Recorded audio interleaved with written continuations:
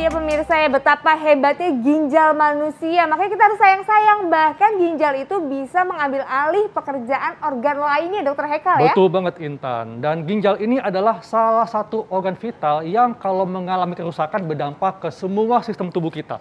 Dan ginjal berkaitan dengan urin nih. Dan urin kita bisa deteksi kondisi tubuh kita melalui warna urin. Nah, sebelum kita bahas nih, kita simak dulu tayangannya berikut ini.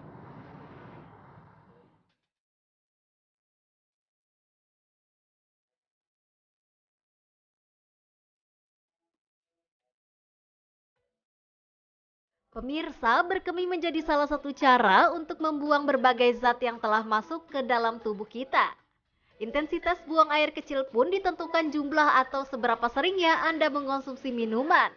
Semakin banyak cairan masuk ke dalam tubuh, maka kita akan lebih sering bolak-balik ke kamar kecil untuk membuang urin.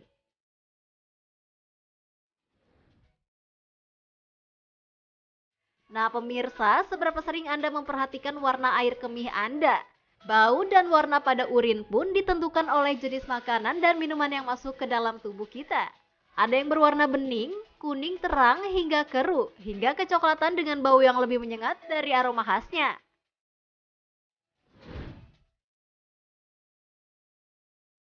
Warna kuning tipis dan bening menandakan cairan tubuh sudah tercukupi. Sedangkan bila warnanya semakin keruh, itu berarti Anda kekurangan cairan tubuh, pemirsa. Nah, selain sebagai parameter kebutuhan akan cairan yang kita konsumsi, bisakah warna urin menggambarkan tentang kondisi kesehatan tubuh kita?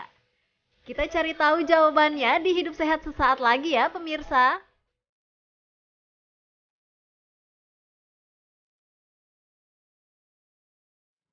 Tuh pemirsa, jadi kita mesti cermat nih mengamati warna urin kita. Karena bisa saja itu petunjuk adanya sesuatu di tubuh kita. Dan di tengah kita sudah ada Dr. Nimade Hustrini, dokter penyakit dalam konsultan ginjal hipertensi. Halo dok, apa kabar?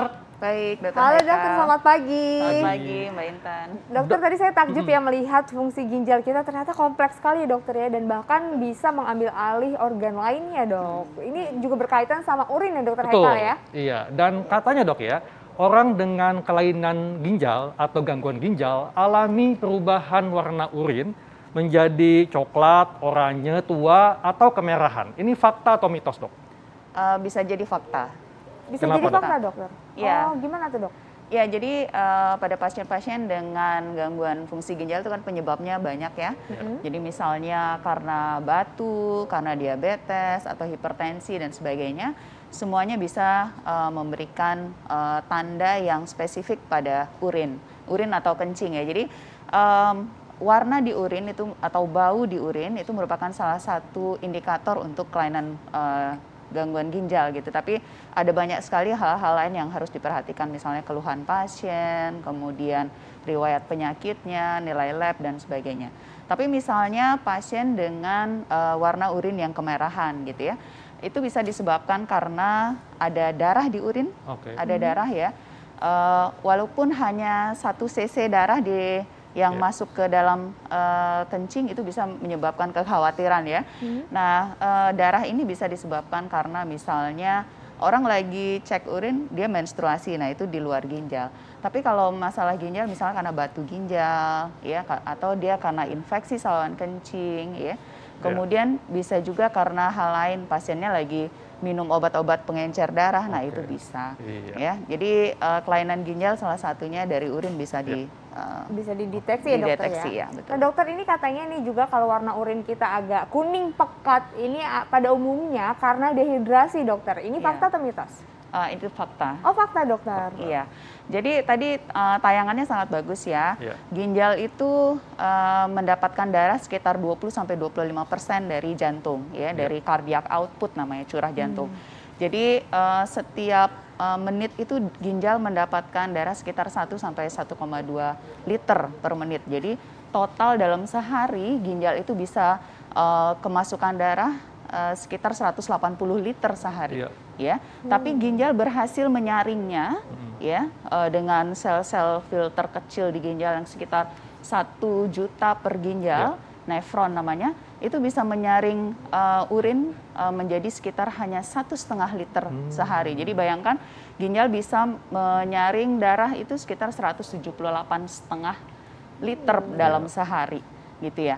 Nah, apabila kita kekurangan cairan, maka ini adalah respon tubuh supaya organ-organ lain tidak kekurangan air, ya. Makanya ginjal berusaha untuk menyerap lagi cairan yang bisa masuk ke dalam tubuh lebih banyak lagi sehingga kita otak, jantung dan semuanya tidak kekurangan cairan. Akibatnya adalah cairan yang dikeluarkan melalui urin jumlahnya akan lebih berkurang dan akan menjadi lebih pekat. Pekat warnanya ya. Betul. Di urin itu kan tidak hanya air, tapi juga ada zat-zat organik, anorganik ya, garam, kemudian elektrolit dan semuanya yang nanti kalau misalnya kandungan airnya dikurangi maka dia akan menjadi lebih pekat. Seperti itu. Nah, Dok, normalnya itu supaya nggak dehidrasi kita minum bener ya 2 liter sehari? Ya. Atau kalau kalau misalnya kita minum lebih dari itu bahaya nggak sih dokter? Ya, jadi kebutuhan orang ya, misalnya usia muda di bawah 60 tahun, ya saya membicarakan orang dewasa ya, kebutuhan untuk anak akan berbeda lagi. Jadi untuk dewasa sampai usia 60 tahun itu sekitar 2 sampai 2,5 liter dalam sehari, itu cukup ya, kecuali ada pengeluaran cairan berlebih. Misalnya dia olahraga yang berlebih ya, keringatnya banyak, orang lagi maraton atau nge-gym dan sebagainya. Atau dia lagi diare, muntah-muntah, nah itu dia bisa minum lebih banyak lagi disesuaikan dengan kehilangan cairan. Tapi kalau orang tua, ya di atas usia 60 tahun, fisiologi tubuh itu akan berubah, ya. Massa otot itu akan berkurang pada orang tua dan juga hormonalnya juga berubah, sehingga kebutuhan air tidak akan sebesar orang yang dewasa muda, sehingga pada orang tua itu dianjurkan sekitar 1,2 sampai 1,5 liter dalam sehari. Oke.